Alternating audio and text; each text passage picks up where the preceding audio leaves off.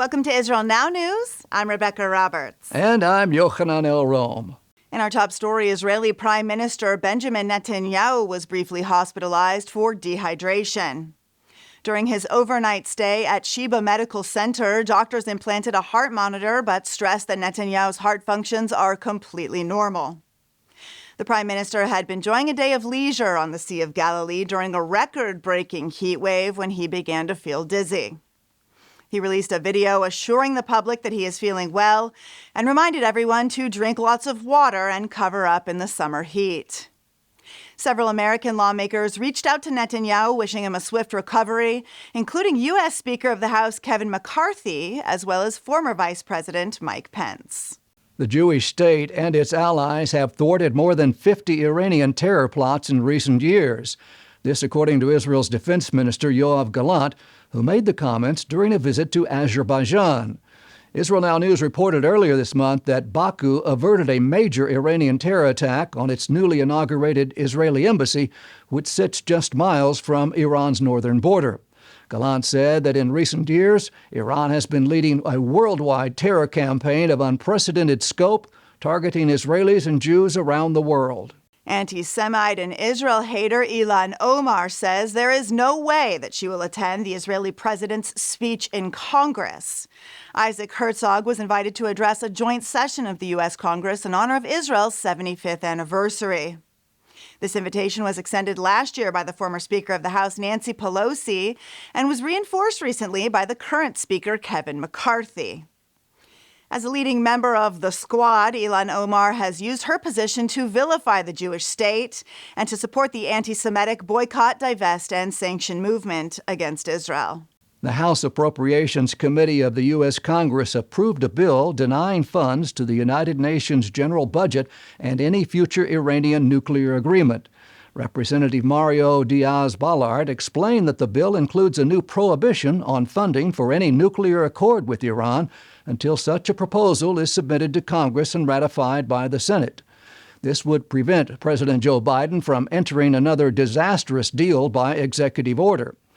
The Florida Republican said it should come as no surprise that no funds are included in this bill for the UN regular budget.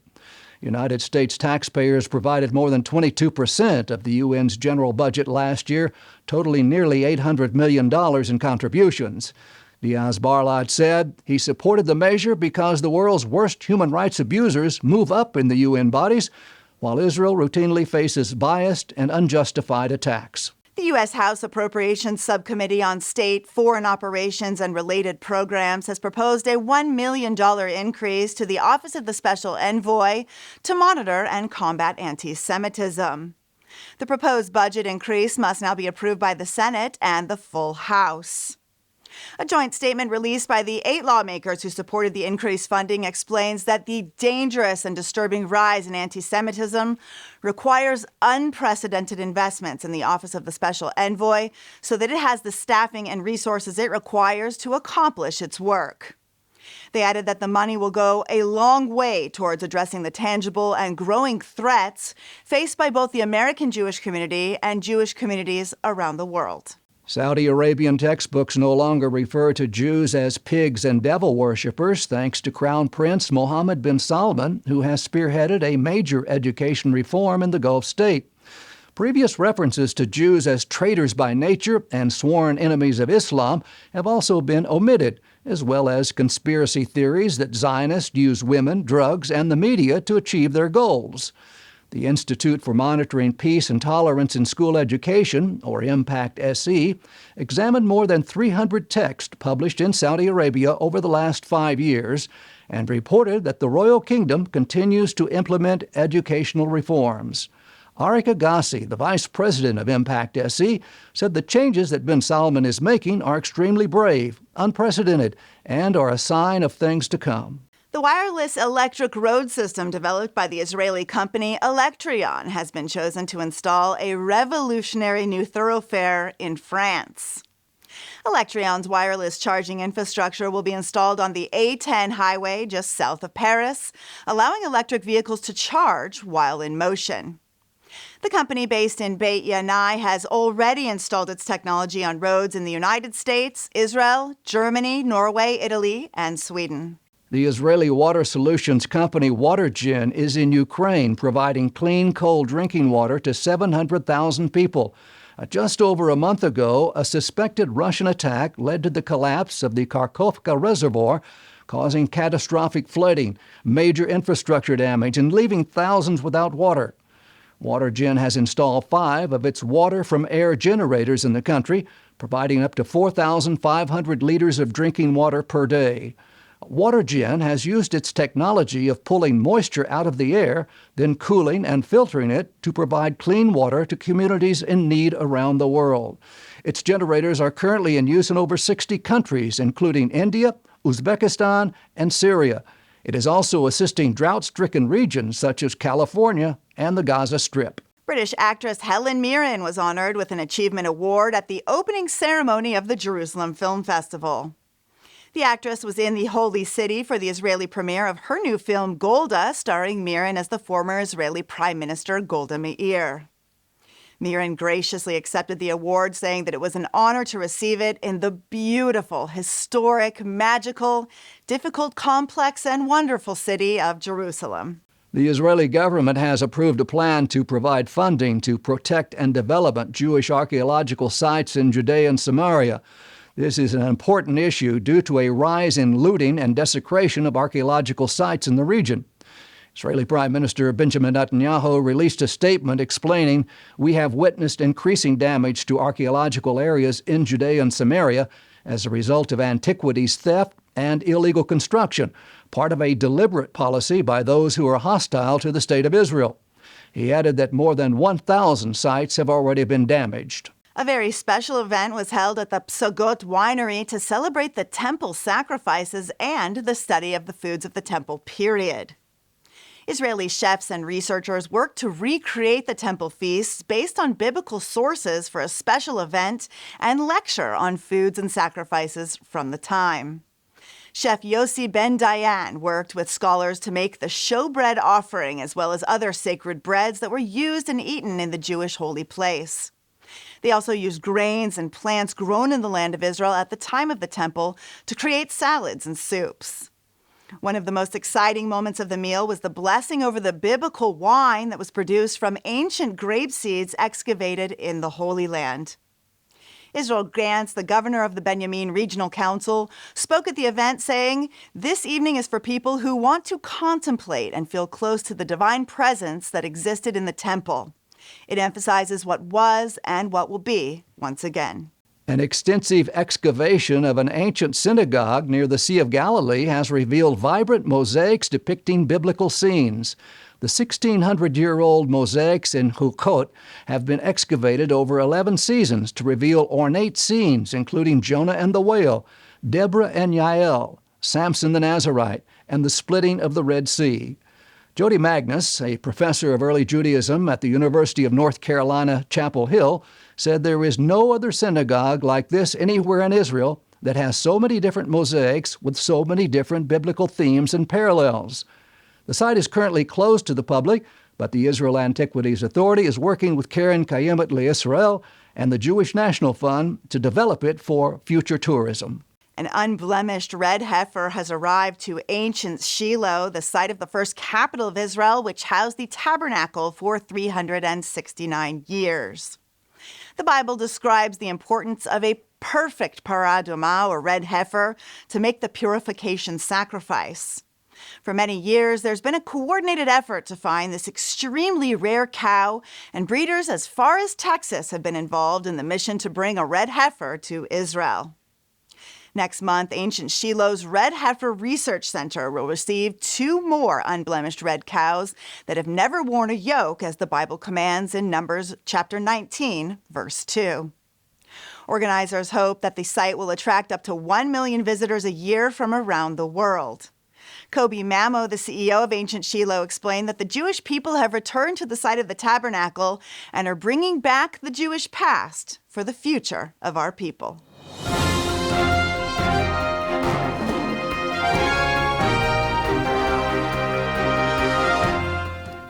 That concludes the news portion of our show. Stay tuned for Ask the Source with Josh Reinstein.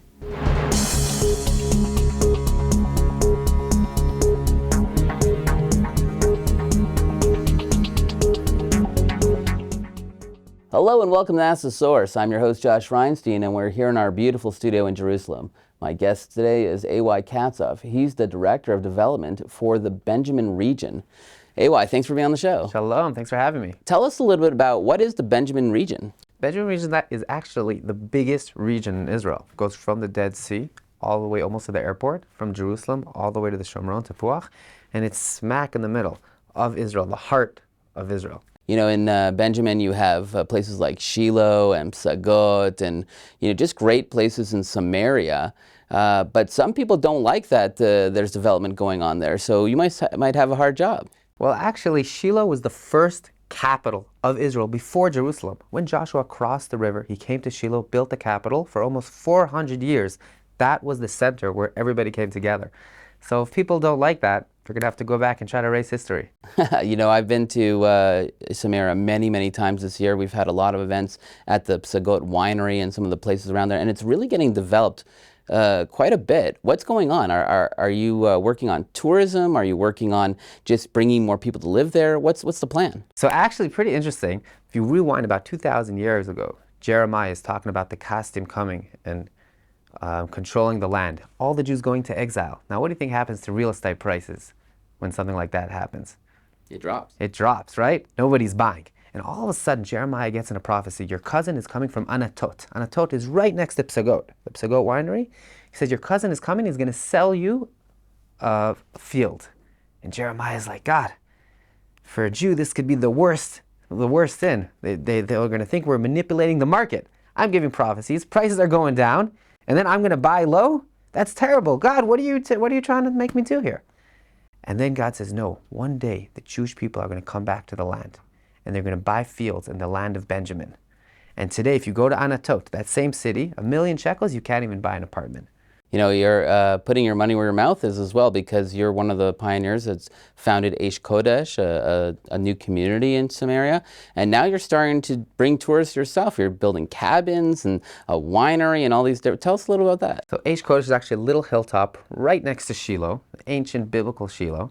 And we are building right now a big winery, a bunch of cabins overlooking the vineyards. So you'll be able to stay at the cabins, looking at the vineyards, reading the verse of Jeremiah 31, and thou shalt plant vineyards in the mountains of Samaria. And not just read the prophecy, but live the prophecy and drink its wine. Liquid prophecy. I see that all over the Benjamin region. There are these new bed and breakfasts popping up. There's Mitzpeh Jericho, there's in Shiloh, there are farms all around there. Are people coming? The truth is there's not enough, and that's why they're popping up. There's a reason. They're popping up like mushrooms after the rain, is because the more they build, the more they get filled. And the nice thing is there's actually people from all over the world. We just had people from Switzerland, from Australia, from Canada. They just keep on coming, and it's just so amazing. Next week we have people from Germany coming, and it's just unbelievable to see people coming from all over the globe, staying in the land, filling the land, drinking its fruit, and enjoying it with us together. One of the highlights for me is always ancient Shiloh. I love going there and seeing where the Holy of Holies stood. And what's really shocking is that when you're there are a lot of Christian tours there. I would say even more Christian tours than Jewish tours. Why has this become such a phenomenon? We have over 100,000 Christian tourists a year, next to about 20,000 Israelis. And it has to do with Rabbi Akiva. So there's a famous verse that it talks about Elijah the prophet coming to him and saying that I just visited the tabernacle in Shiloh. Now this is a couple hundred years after it was destroyed. And he says I could smell the ketoret, the incense between the cracks of the walls. So maybe they're coming to look for that ketoret, that incense, trying to smell it as well. And maybe you should come over and check it out. Well, I've been there several times and I see how things are developing, but you're the director of development. What's going to happen in the next 10 years? What's the plan? You're not going to be able to recognize it. We are planning to build, and we are building every single day.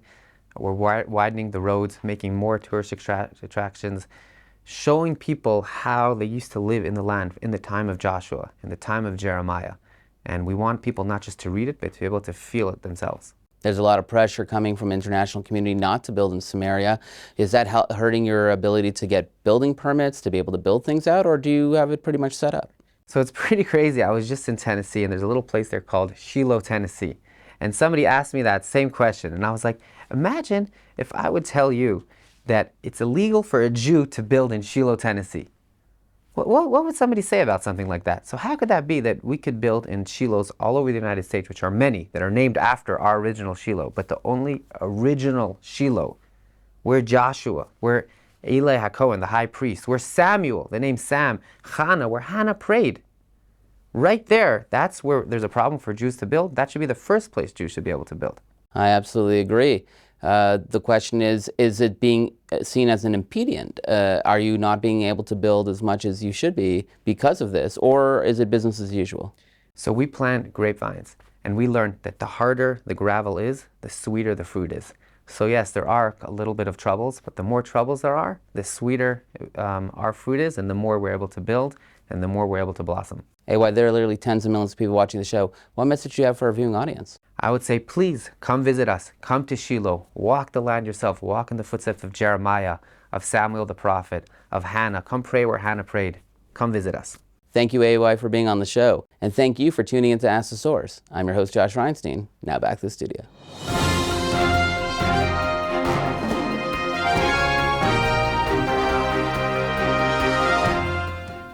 Up next, the return to Zion with Karen Hayesod.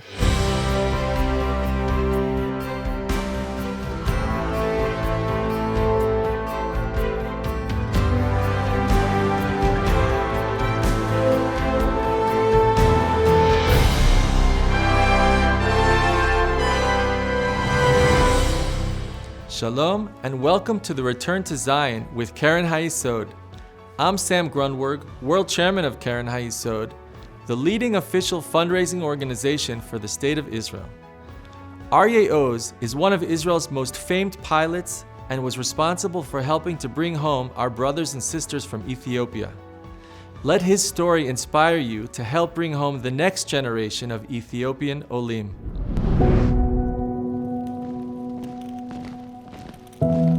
I was born in Germany.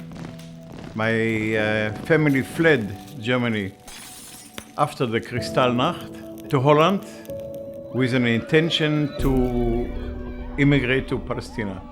However, the Germans conquered Holland and we were stuck in Holland. It was 1942 when we were summoned to the German headquarters and told that we have to evacuate our home to an extermination camp in Poland. A student came over and said, "We have a hiding place for you." The next day I found myself in a Dutch farming family. They kept me for 3 years. I immigrated into Israel in 1946. I was almost 11 years old. I was completely alone in this world. Wherever I came, somebody or some institute came to my rescue. The biggest of all was a youth village where I came to.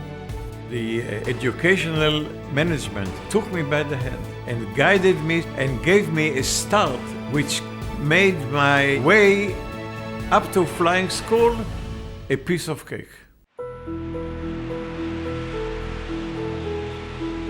I was selected by the Air Force to become a cadet in the most famous Israeli Air Force. I was grateful that I could repay in a small way and contribute to the same effort. This mutual responsibility, from which I gained so much, followed through my whole career in the Air Force. I was the third captain who flew a C-130, a Hercules, to Entebbe and rescued so and so many people.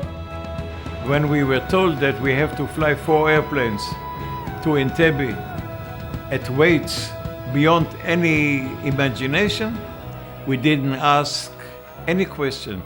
We said, it is needed, it will be done.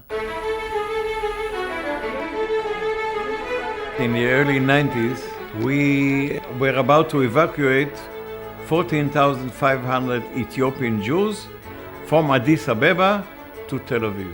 We had 760 seats in our aircraft. However, when they arrived and all the seats were occupied, commanding officer of the operation came over and said, we need you to take more people on. And my answer was, you don't have to ask even. It's obvious, bring them on. I set the world record. I brought on one flight 1,087 people from Addis Ababa to Ben Gurion Airport.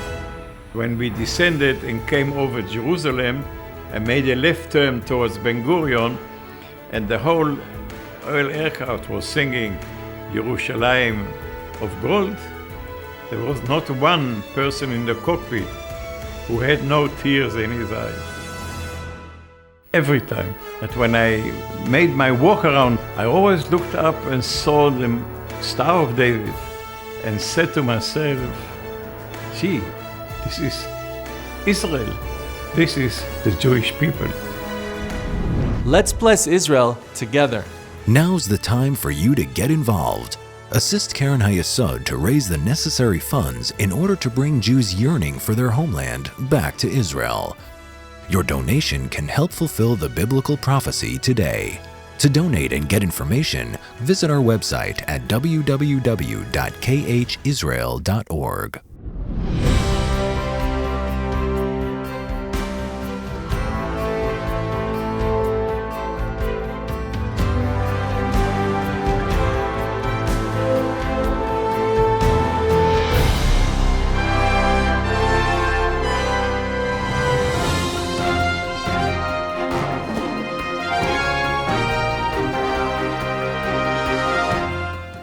And now, Shining Light from Israel.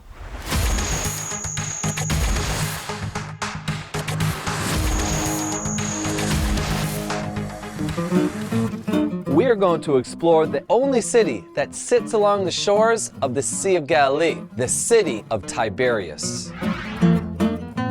Along with Jerusalem, Hebron, Tzfat, Tiberias is one of Israel's 4 holy cities. Each city correlates to one of the elements. Tiberias correlates to the element of water. In fact, when you come here on your next visit, you can visit the old hot springs in the national park of Hamat Tveria. To Israelis, Tiberias is synonymous with vacations. Here, one can enjoy a variety of activities in a city that offers the opportunity to mix relaxation with nature, history, and contemporary activities. And of course, you can't forget the many pilgrimage sites that are in and around this area.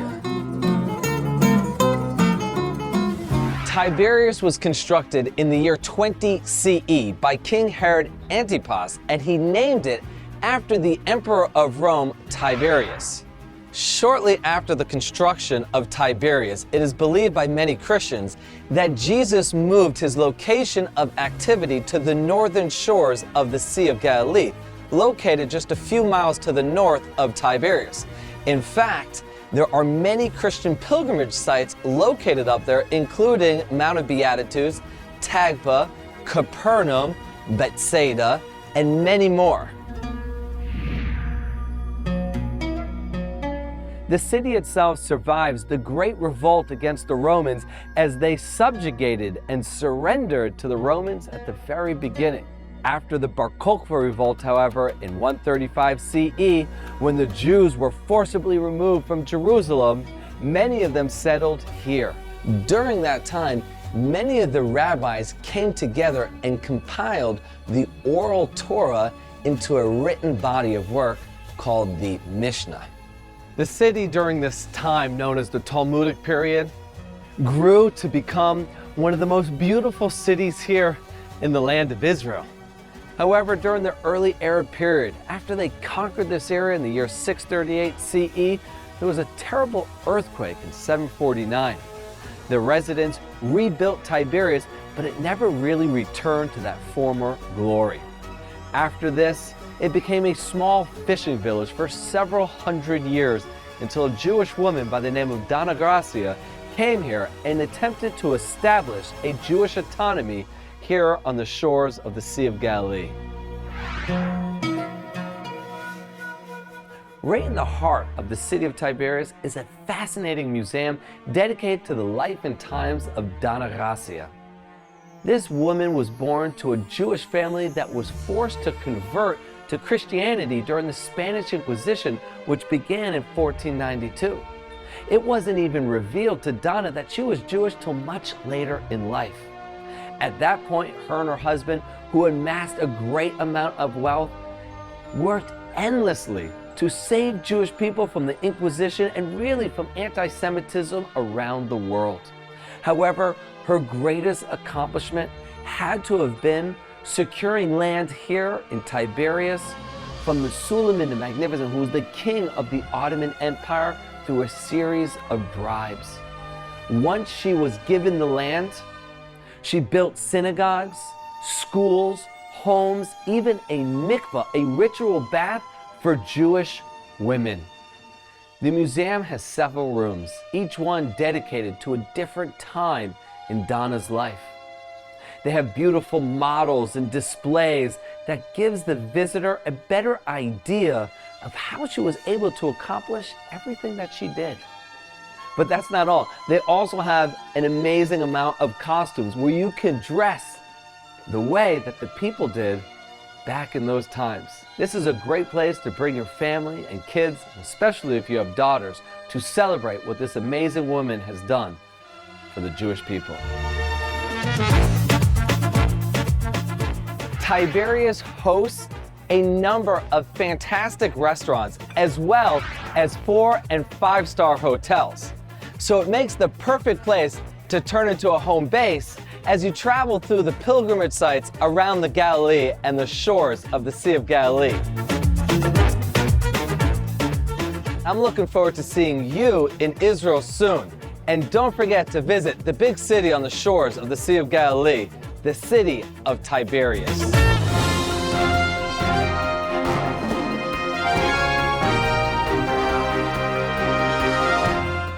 That's all for this edition of Israel Now News. I'm Rebecca Roberts. And I'm Yochanan Elrom, reporting from our studio in Jerusalem. Please join us again next week for all of your Israel updates.